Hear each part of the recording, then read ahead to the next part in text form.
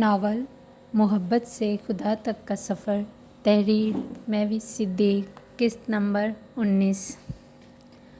Stop the کار۔ حیا جو اس وقت زرار کی سرد نگاہوں سے بے نیاز پھر سے باہر دیکھنے میں محو ہو چکی تھی، اب اچانک سامنے روڈ پر لگے فوڈ شاپ کو دیکھ کر ایک دم تیز آواز میں بولنے لگی۔ زرار اس کے اس طرح چیخ کر بولنے پر بمشکل بریک لگا کر کار کو ہینڈل کر پایا تھا۔ کیا ہوا حیا، اس طرح چیخ کیوں رہی ہو تم؟ زرار حیا کی اس حرکت پر اپنا رخ موڑے ابھی اسے کچھ سخت سنانے ہی والا تھا کہ مریم کے غصیلے لہجے میں بولنے پر بمشکل ہی خود کو کچھ بھی بولنے سے باز رکھا۔ کیا ہے سب گھور کیوں رہے ہو؟ اس طرح اتنا لمبا یو ٹرن لینا پڑتا، اس لیے میں نے ایسے جلدی میں روکا، ورنہ یہاں واپس آنے میں اتنا ٹائم ویسٹ ہو جانا تھا۔ حیا نے اب سب کو اپنی طرف سخت نگاہوں سے گھور کر دیکھتے پایا تو تیز لہجے میں بول کر اپنی خفت ذرا کم کرنے لگی، وگرنہ کار جس انداز سے رکی تھی، اس کے ٹائروں کی چڑچڑاہٹ اس نے کار کے اندر تک محسوس کی تھی۔ اس اچانک افتاد پر گھبراتے ہوئے اس کا خود کا دل بھی بری طرح کپکپاہٹ کا شکار ہو گیا تھا۔ لیکن حیا، ہمیں تو پاک جانا ہے نا، پھر یہاں واپس کیوں آنا تھا؟ روشان نے سب کو حیا کی طرف اپنی توپوں کا رخ کرتے دیکھا تو فوراً نرم لہجے میں استفسار کرنے لگا۔ ایکچولی روشان، وہ سامنے گول گپے کی شاپ ہے اور میں گول گپے دیکھ کر کھائے بغیر نہیں رہ سکتی۔ حیا نے منمنانے کے انداز سے گویا ہونے کے بعد اپنا ہاتھ شیشے کے پار کرتے ہوئے بےساختہ سب کو اس فوڈ شاپ کو دیکھنے پر مجبور کر دیا، جس پر صرف ایک آدمی کھڑا گول گپے لگائے کھڑا تھا۔ یار، مجھے تو اس لڑکی کی بالکل سمجھ نہیں آتی۔ مریم پلیز برا مت ماننا، لیکن مجھے تمہاری بہن کہیں سے بھی نارمل نہیں لگتی۔ زرار نے اب حیا کو غصیلی نگاہوں سے دیکھنے کے بعد مریم کو ازحد سنجیدہ لہجے میں مخاطب کیا، جس پر مریم کے جواب دینے سے پہلے ہی حیا اس کی بات سن کر پھر سے تپ اٹھی تھی۔ تم نا اپنے کام سے کام رکھو، تمہیں کہا ہے کس نے؟ مجھے سمجھنے کی کوشش کرو، حد ہو گئی ہے یار، جب دیکھو ہر بات میں مجھے ہی کچھ نہ کچھ سناتے رہتے ہیں۔ حیا اچھے خاصے تپے ہوئے لہجے میں گویا ہونے کے بعد اپنا رخ موڑے باقاعدہ منہ پھلا کر بیٹھ گئی۔ یار آپ دونوں لڑنا تو بند کرو، آپ لوگ یہیں آرام سے بیٹھو، میں گول گپے لے کر آتا ہوں۔ ریحان نے گفت بھری نگاہوں سے ان دونوں کو پھر سے لڑتے دیکھا تو ان کو آرام سے بیٹھنے کا مشورہ دیتے ہوئے خود کار سے باہر نکلنے لگا۔ ریحان، یہ سیف نہیں ہے، تمہیں دکھائی نہیں دے رہا کیا اس آدمی نے کسی چیز کو کور تک نہیں کیا ہوا اور تم؟ زرار نے ریحان کو کار سے اترتے دیکھا تو اس سے رہا نہ گیا، اس لیے نہ چاہتے ہوئے اسے پھر سے مداخلت کرنا پڑی۔ تمہیں نہیں کھانے تو نہ کھاؤ، میں تو کھانے جا رہی ہوں، اگر کسی اور نے بھی کھانے ہیں تو باہر آ جاؤ، نہیں تو چپ چاپ یہیں بیٹھا رہے۔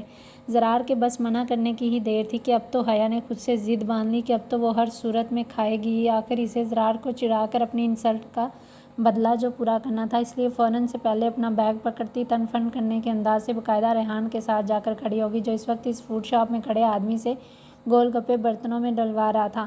میں دیکھتی ہوں ان کو جا کر۔ مریم حیا کے اس قدر ضدی انداز پر گہرا سانس بھرتے خود بھی ان کے پاس جانے کے لیے کار سے باہر چلی گئی۔ چلو یار باہر تو آ جاؤ، نہیں کھانے تو نہ کھانا، ایٹ لیسٹ ہم ان کے ساتھ باہر تک تو جا ہی سکتے ہیں۔ روشان نے اب زرار کو حیا کو سرد تاثرات چہرے پر سجائے مسلسل سخت نگاہوں سے گھورتے ہوئے دیکھا تو اس کا دھیان بٹانے کے لیے نرم لہجے میں گویا ہوتے اسے بھی کار سے باہر آنے کا کہا۔ نہیں یار، مجھے نہیں جانا، تمہیں بھی جانا تو چلے جاؤ۔ زرار کو اب حیا پر شدید غصہ آ رہا تھا، اس لیے نہ چاہتے ہوئے بھی روشان سے تلخ لہجے میں بات کرنے لگا۔ اگر تم نہیں جا رہے تو میں بھی نہیں جا رہا۔ زرار کا مضطرب انداز دیکھتے ہوئے روشان بھی فوراً آرام دہ انداز میں سیٹ کی پشت کے ساتھ ٹیک لگا کر واپس بیٹھ گیا۔ اچھا ٹھیک ہے یار، چلتا ہوں میں تمہارے ساتھ۔ زرار نے روشان کو اس طرح اپنی وجہ سے یہاں واپس بیٹھتے دیکھا تو گہرا سانس فضا میں خارج کرتے اسے بھی باہر آنے کا کہہ کر خود بھی باہر نکل گیا۔ روشان اس کے ازحد فکرمند انداز پر دھیرے سے مسکراتے ہوئے باہر نکل آیا۔ وہ دونوں فاصلے پر کھڑے کنکھیوں سے ان سب کو مزے سے گول گپے کھاتا دیکھنے لگے۔ کھا لو مریم، سچی بہت مزے کے ہیں، ہے نا ریحان؟ حیا گول گپے کا پیس منہ میں ڈالتی مریم کو آفر کرنے کے بعد سوالیہ نگاہوں سے باقاعدہ ریحان کی طرف جا رہی تھی، جس پر ریحان نے فوراً اس بات میں سر ہلاتے ہوئے گول گپے کی ایک اور پلیٹ آرڈر کر دی۔ ہاں حیا، سچ میں ایسے گول گپے پہلے کبھی نہیں کھائے انکل، مزہ آ گیا آپ کے ہاتھ کے اتنے لذیذ گول گپے کھانے کا۔ ریحان تعریف کرتے ہوئے حیا کی پلیٹ سے گول گپے اٹھا کر کھانے لگا، کیونکہ اس کی پلیٹ ابھی بن رہی تھی اور وہ اتنی دیر تک صبر نہیں کر پا رہا تھا۔ زرار ریحان کی اس حرکت پر اندر ہی اندر سلگ کر غصے میں آتے ہوئے اپنا رخ دوسری طرف موڑ گیا۔ جانے کیوں وہ ریحان کی یہ حرکت برداشت نہیں کر پا رہا تھا، اس لیے اپنی مٹھیاں سختی سے آپس میں بھینچے خود کو ضبط کرنے کی تلقین کر رہا تھا۔ یار مریم کھا لو ورنہ بعد میں پچھتاؤ گی، کاش میں بھی کھا لیتی ایسے مزے کے گول گپے۔ حیا زرار کی سلگتی نگاہوں سے بے نیاز آرام سے کھانے میں مصروف عمل تھی۔ نہیں مجھے نہیں کھانا، ابھی میرے گلے کا پہلا انفیکشن ٹھیک نہیں ہوا اور کھٹائی کھا کے اپنی طبیعت مزید خراب کر لوں۔ مریم نے قطعی لہجے میں صاف انکار کر دیا۔ نہیں کھاتے تو نہ کھائیں، ہم تو کھاتے ہیں ریحان، یہ تو ہیں ہی سارے کے سارے سیریل مزاج، انہیں تو پتہ ہی نہیں لائف کو انجوائے کیسے کیا جاتا۔ حیا نے مریم کے منع کرنے کے باوجود انکل سے کہتے ہوئے اپنی پلیٹ میں مزید مرچی ڈلوائی اور پھر مزے لے لے کر کھانے لگی۔ صحیح بات ہے، ریحان نے اس کی چمچہ گیری کرتے ہوئے فوراً اس کی ہاں میں ہاں ملائی۔ اسرار کو اس وقت حیا کے ساتھ ساتھ خود پر بھی شدید غصہ آ رہا تھا، اسے اس لڑکی کو ہاں کرنی ہی نہیں چاہیے تھی۔ تب فضول میں اس کی ڈرامائی بات سن کر جانے کیوں اسرار سے انکار نہ ہو پایا۔ اس کے ذہن کے پردے پر پھر سے حیا کی وہ آواز سماعت بن کر ابھری، دیکھو مریم، اگر تم نے پارک میں جانے سے انکار کیا نا تو میرا دل 1000 ٹکڑوں میں ٹوٹ کر ریزہ ریزہ ہو جانا۔ اور پھر حیا کے لبوں سے اس قسم کے جذباتی الفاظ سن کر رونا چاہتے ہوئے بھی اس کی دل کی پرواہ کر گیا۔ حالانکہ وہ اچھی طرح جانتا تھا وہ اس وقت مذاق کر رہی تھی، مگر پھر بھی اسرار سے مذاق میں بھی اس کے منہ سے یہ بات سنی نہ گئی، اس لیے فوراً مان گیا۔ اب وہ اپنے اس فیصلے پر پچھتاتے ہوئے خود کو بری طرح کوسنے میں مصروف نظر آ رہا تھا۔ بہت مزہ آیا حیا، تم نے بہت اچھا کیا کار یہاں رکوا دی، ورنہ یہ گول گپے مس ہو جانے تھے۔ ریحان اور حیا واپس کار میں بیٹھتے ابھی تک ان گول گپوں کی تعریف کر رہے تھے۔ اسرار پہلے کی نسبت اب کافی حد تک خود کے غصے پر قابو پا چکا، اس لیے چہرے پر بنا کوئی تاثر ظاہر کیے ان کے بیٹھتے ہی کار واپس اسٹارٹ کر دی۔ ڈرائیو کرتے ہوئے اسرار کی نگاہ بساطہ بیک وی مرر سے نظر آتے ریحان اور حیا پر گئی، جو اس وقت ایک ساتھ بیٹھے انٹرنیٹ کے ذریعے موبائل پر پارک میں موجود تمام سوئنگ رائڈس کو سرچ کر رہے تھے۔ ان کو ایک نظر دیکھنے کے بعد اسرار نے اپنا سر نفی میں جھٹکا اور پھر اپنی توجہ دوبارہ ڈرائیونگ پر مرکوز کر دی۔ Kashan uncle, happy anniversary again. Azlan نے بھی دھیمی مسکراہٹ کے ساتھ اسٹیج پر آتے ہی ان کو وش کرنے کے ساتھ ساتھ بیش قیمت گفٹ ان کے ہاتھ میں تھما دیا۔ Thank you so much Azlan بیٹے، پر اس سب کی بالکل بھی ضرورت نہیں تھی یار آپ تو ہماری thank you so much Azlan بیٹے، پر اس سب کی بالکل بھی ضرورت نہیں تھی یار آپ تو ہماری فیملی کا ایک اہم حصہ ہو، ایٹ لیسٹ آپ تو یہ فارمیلٹی نہ نبھاؤ پلیز۔ کاشان صاحب اذلان کا دیا ہوا تحفہ اپنی بیگم کو پکڑا کر اب خود اذلان سے ہلکی پھلکی باتیں کرنے میں لگ گئے تھے۔ خود کو فیملی کا حصہ سمجھتا ہوں انکل، اسی لیے تو اپنی وائف کو بھی اپنے ساتھ لایا ہوں، لیکن مجھے نہیں پتا تھا آپ نے میڈیا کو بھی انوائٹ کیا ہے۔ اذلان اب لان کے اطراف میں سرسری نگاہ گھماتے ہوئے کافی میڈیا چینل کے رپورٹر کو اس پارٹی میں سب کی پکچرز لیتے دیکھ رہا تھا، اس لیے تھوڑا کھردرے لہجے میں لطیف سی چوٹ کی، آئی ایم سوری یار، لیکن میں نے پرسنلی انوائٹ نہیں کیا ان کو۔ آپ کو پتہ تو ہے آج کل کی ینگ جنریشن کا، یہ لوگ ہر چیز سوشل میڈیا پر ڈال دیتے ہیں، یہاں آنے کا بھی ضرور کسی نہ کسی نے ٹویٹر پر کوئی پیغام شیئر کر دیا ہوگا، اس لیے سب اکٹھے مل کر یہاں آ گئے، ورنہ میں نے تو آپ کو فون پر ہی کہہ دیا تھا کہ یہ خالصتاً فیملی پارٹی ہے۔ کاشان صاحب اچھے سے جانتے تھے کہ اذلان کافی اصول پرست بندہ، اس لیے تھوڑا نادم لہجے میں گویا ہوتے اپنی اس ناکردہ غلطی کی معذرت کر رہے تھے۔ حالانکہ اس سب میں ان کا اپنا کوئی قصور نہیں تھا، لیکن پھر بھی انہیں اذلان بہت زیادہ عزیز تھا، اس لیے وہ اس کی ناراضگی کسی طور برداشت نہیں کر پاتے تھے۔ جی میں سمجھ سکتا ہوں، کوئی بات نہیں، آپ پریشان نہ ہو، اب تو کچھ نہیں ہو سکتا، جو ہونا تھا سو ہو گیا۔ کاشان صاحب کی شرمندگی ظاہر کرنے کے لیے اذلان نے ذرا مسکرا کر جواب دیا، جس پر وہ پہلے کی نسبت تھوڑا مطمئن ہو گئے۔ پھر بھی یار مجھے ایک دفعہ چیک ضرور کرنا چاہیے تھا۔ کاشان صاحب نے اپنی غلطی فوراً مان لی۔ It's okay uncle, just relax, آپ انجوائے کریں، میں ابھی تھوڑی دیر بعد آپ سے ملتا ہوں۔ اذلان آہستگی سے مسکرا کر گویا ہونے کے بعد فوراً اسٹیج سے نیچے اتر آیا۔ اس کی پورے اعتمادی سے بھرپور باوقار چال ڈال پر کاشان صاحب نے مسکراتے ہوئے اس کی شاندار وجاہت سے بھرپور پرسنالٹی کی طرف صراحتی نگاہوں سے دیکھا، جو اس وقت دیدہ زیب بلیک پینٹ کوٹ پہنے نظر لگ جانے کی حد تک حسین لگ رہا تھا۔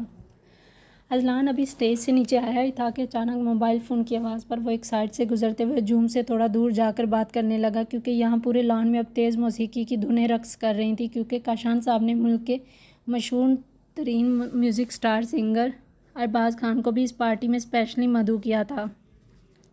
اذلان کال اٹینڈ کر کے واپس اسی راستے جانے کے بجائے موبائل میں مصروف رائٹ سائڈ سے گزرنے ہی لگا تھا کہ اچانک ایک لڑکے کی آواز پر اس کے بڑھتے قدم ایک پل کے لیے ساکت پڑ گئے۔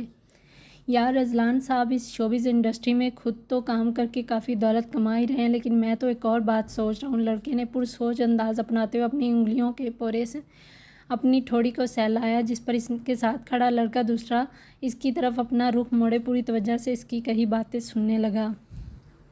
سوچنے کے لیے دماغ تو ہے نہیں تمہارے پاس، لیکن پھر بھی بتاؤ کیا سوچ رہے تھے تم؟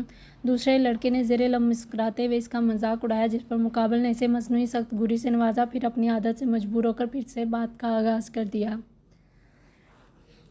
अजलान का पोर पोर इस वक्त समात बन चुका था। अब वो अपने सख्ती से पेवस लबों के साथ चुपचाप खड़ा इनकी सारी बातें बगौर सुन रहा था। इन लड़कों की पुश्त के पीछे एक घना मसनूई दरख्त था जिसके तने समेत पत्तों तक से निकलती रोशनियां देखने वालों पर एक सहर तार कर रही थी। इसकी घनी शाखों की वजह से वो अजलान को अपने बिल्कुल पीछे खड़ा देख न पाए।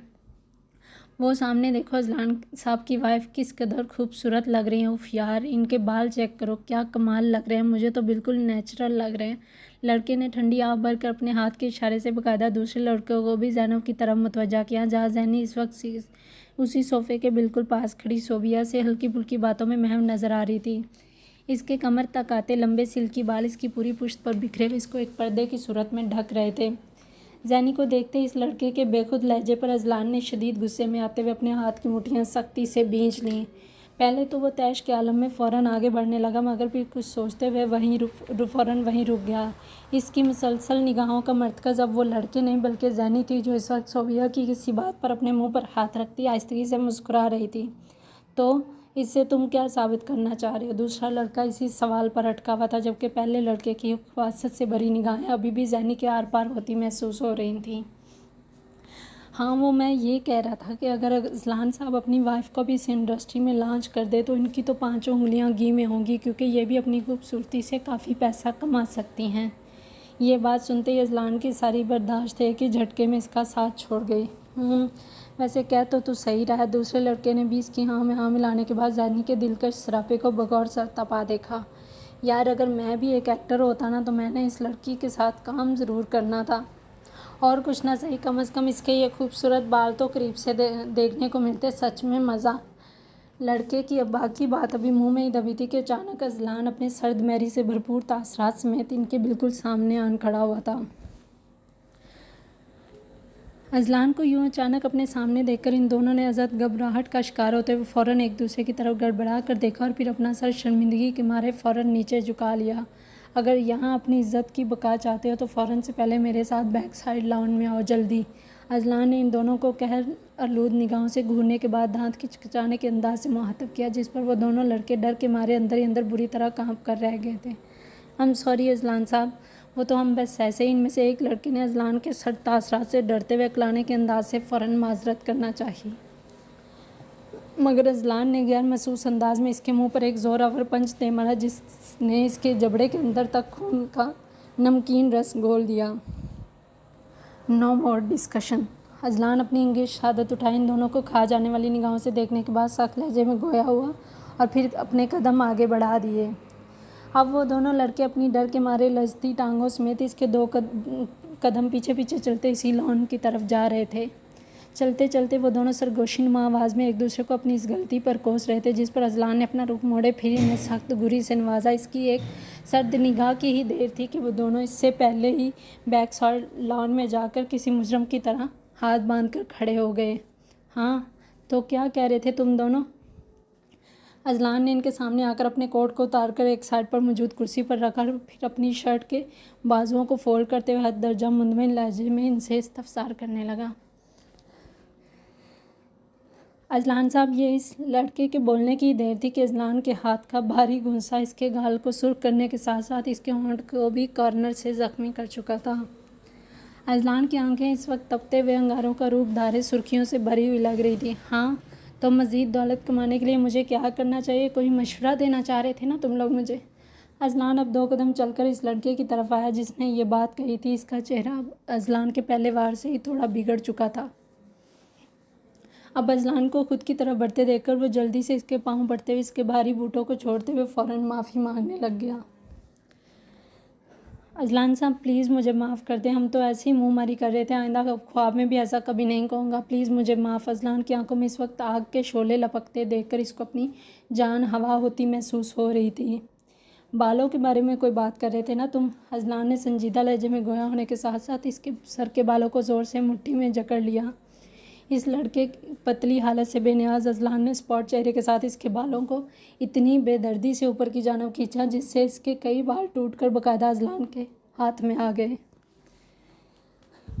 ان لڑکوں کا اصلاً اس وقت کوئی جنونی آدمی لگ رہا تھا جو اس وقت اپنی اس حالت کے زیر اثر کسی کا بھی کچھ بھی بگاڑ سکتا تھا۔ لان کے دوسری تار ساؤنڈ سسٹم کی وجہ سے ان دونوں کی چیخیں اور آہ و بکا کسی کے علم میں نہیں آ سکتی تھی۔ اذلان نے یکے بعد دیگرے ان دونوں پر اس قدر گھونسوں اور لاتوں کی بارش کر دی کہ وہ پیٹ پکڑے شدت درد کے مارے کراہتے ہوئے تقریباً دوہرے ہو چکے تھے۔ یہ بات صرف یہاں تک ہی رہنی چاہیے ورنہ تم دونوں کو کسی طور منہ دکھانے کے قابل نہیں چھوڑوں گا، یہ بات یاد رکھنا۔ اذلان نے بھاری بوٹوں کی زوراور کک مارنے کے بعد اپنی انگیز شہادت اٹھائی، انہیں سخت لہجے میں وارن کیا۔ اس وقت وہ دونوں بھیگی بلی بنا درد سے کراہتے ہوئے اب اس وقت کو کوس رہے تھے جب ان کی نظر بے ساختہ اذلان کی بیوی کے سراپے پر اٹھ گئی۔ جی ٹھیک ہے۔ ان دونوں نے اپنی جان بخشی کے لیے اذلان کے سامنے باقاعدہ ہاتھ جوڑ دیے، جس پر وہ انہیں سخت نگاہوں سے گھورنے کے بعد اپنی فولڈڈ آستینوں کو دوبارہ سے کھولنے لگا۔ دفعہ ہو جاؤ یہاں سے، اگر دوبارہ مجھے کہیں آس پاس بھی نظر آئے تو اگلی بار زندہ نہیں چھوڑوں گا۔ اذلان کے کہنے کی ہی دیر تھی کہ وہ دونوں بری طرح لنگڑاتے ہوئے اپنے زخموں کو چھپا کر داخلی دروازے کو عبور کرتے فوراً وہاں سے چلے گئے۔ اذلان کے چہرے پر اس وقت سرد تاثرات ڈیرا جمائے ہوئے تھے۔ اذلان نے اپنے برف کی مانند منجمد تاثرات کو مین گیٹ سے باہر جاتے دیکھا تو فوراً اپنے کوٹ کو اٹھا کر دوبارہ پہنا اور پھر دھیمی چال چلتے ہوئے فرنٹ باؤنڈری وال کو کراس کرتے اسی لان کی راہداری میں قدم رکھ دیے جہاں پر زینی اور صوبیہ کے ساتھ ساتھ اب کاشان صاحب کی وائف بھی کھڑی انہی کے ساتھ باتیں کرنے میں مصروف نظر آ رہی تھیں۔ اگر وہ چاہتا تو ان لڑکوں کو یہیں سب کے سامنے سبق سکھا سکتا تھا، مگر اس طرح بات زینب تک پہنچ جاتی۔ اب وہ ہرگز کسی معاملے میں زینب کو میڈیا کے سامنے نہیں لانا چاہتا تھا۔ ارے وہ دیکھیے اذلان بھائی آ گئے۔ اذلان بھائی، زینی بھابھی تو آپ کے لیے اتنا پریشان ہو رہی تھی۔ صوبیہ نے دور سے ہی اذلان کو اپنی طرف آتے دیکھا تو آہستگی سے مسکراتے ہوئے شریر لہجے میں گویا ہوئیں۔ اذلان کے یہاں آنے پر کاشان صاحب کی وائف فوراً آگے بڑھتے ہوئے اپنے نئے آنے والے مہمانوں سے مل کر ان کا پرتپاک استقبال کرنے لگی۔ تھینکس صوبیہ بیٹے، میں بس یہیں واپس آ ہی رہا تھا کہ اچانک راستے میں مجھے اپنا ایک قریبی دوست مل گیا، اس لیے باتیں کرنے میں ٹائم کا پتہ ہی نہیں چلا۔ اذلان نے اپنے چہرے پر بمشکل دھیمی مسکراہٹ سجائی، وگرنہ حقیقتاً تو اس وقت اس کی رگوں میں خون لاوا بن کر دوڑتا پھر رہا تھا۔ شدید غصے میں ہونے کی وجہ سے اس کے اندر اس وقت تیز آندھیوں کے جھکڑ چلتے محسوس ہو رہے تھے۔ اذلان کی آنکھوں کی پتلیاں اور اس کے اندر چھائے سرخ ڈورے زینی کی عقاب نگاہوں سے مخفی نہ رہے، اس لیے تسلسل سے اذلان کے چہرے کو بغور دیکھنے لگی۔ اس کے سکڑے بھویں اور ماتھے پر گہری پرشکن لکیریں دیکھ کر زینب ایک پل کو ٹھٹک کر رہ گئی تھی۔ اٹس آل اوکے بھائی، اور ویسے بھی بھابھی بہت پیاری، ان کی باتیں تو ان سے بھی زیادہ پیاری ہیں، مجھے بالکل بھی ٹائم کا پتہ نہیں چلا، صوبیہ نے زینب کو دوبارہ ہگ کرتے ہوئے دلکشی سے بھرپور تاثرات سمیت مسکراتے ہوئے کہا۔ اوکے دین، آپ لوگ انجوائے کریں، میں اپنی فرینڈ سے مل کر آتی ہوں۔ صوبیہ نے مسکراتے ہوئے ان کو پارٹی انجوائے کرنے کا کہا اور پھر فوراً وہاں سے چلی گئی۔ اذلان آپ ٹھیک تو ہیں نا؟ زینی کو اس کے سرد برفیلے تاثرات اس کے اندر کا پتہ دے گئے، اس لیے پوچھے بنا نہ رہ سکی۔ جلدی چلیں یہاں سے، زینی جو اس کے بازو پر ہاتھ رکھ کر نرم لہجے میں پوچھنے لگی، تبھی اذلان نے جلدی سے اپنا رخ موڑا اور پھر از حد سنجیدہ لہجے میں اس کو وہاں سے چلنے کا کہہ کر اپنے قدم باقاعدہ آگے بڑھا گیا۔ جی؟ زینی ایک بار پھر خود کو یکسر نظر انداز کیے جانے پر جی بھر کر شرمندہ ہوئی، مگر پھر بہت جلد خود کے اعصاب پر قابو پاتی مکانکی انداز میں اپنے شکستہ قدم آگے بڑھاتے ہوئے فوراً اذلان کے ساتھ ساتھ چل دی۔ ارے اذلان بیٹے، آپ بھی واپس جا رہے ہو؟ یار ابھی تو کیک کٹ کرنا بھی باقی ہے، اور آپ لوگ؟ کاشان صاحب نے اذلان اور زینب کو تیز قدموں سے چلتے ہوئے گھر کے پورچ کی طرف جاتے دیکھا تو فوراً ان کے پاس آ گئے۔ سوری انکل، ایکچولی زینب کی طبیعت کچھ ٹھیک نہیں لگ رہی، اس لیے ایمرجنسی میں گھر جانا پڑ رہا، ورنہ ضرور کیک کٹ کرنے کی تقریب میں شرکت کرتے۔ اذلان نے اپنے تعاقب سے کاشان صاحب کی آواز سنی تو ایک پل کے لیے ضبط کے چکر میں اپنی آنکھوں کو سختی سے موندا اور پھر اپنا رخ موڑے بمشکل دھیرے سے مسکرا کر جواب دیا۔ زینی اذلان کے اس سفید جھوٹ پر چپ سادھے سے حیرت بھری نگاہوں سے بغور دیکھنے لگی تھی۔ اگر کوئی پرابلم ہے تو ڈاکٹر کو یہیں بلوا لیتے ہیں، کوئی ایشو نہیں۔ کاشان صاحب اب کی بار زینب کی طرف دیکھتے ہوئے تفکر آمیز لہجے میں گویا ہوئے، نہیں کوئی بات نہیں انکل، واپسی راستے میں جاتے ہوئے فیملی ڈاکٹر کا ہاسپٹل آتا ہے، وہیں سے چیک اپ کروا لیں گے۔ اذلان یہاں سے جلد از جلد نکلنا چاہتا تھا کیونکہ اس وقت اس کی گردن کی رگیں تن کر اوپر کو ابھر چکی تھیں۔ ذہنی ہونک زدہ تاثرات چہرے پر سجائے اس وقت کسی بے جان بت کی مانند سر جھکائے وہیں کھڑی رہی۔ اوکے، جیسے آپ کو ٹھیک لگے، thank you so much for coming بیٹے، کاشان صاحب نے مسکراتے ہوئے اذلان سے مصافحہ کرنے کے بعد زینب کے سر پر ہاتھ رکھا اور پھر وہ دونوں آگے پیچھے چلتے فوراً پورچ کی طرف بڑھ گئے۔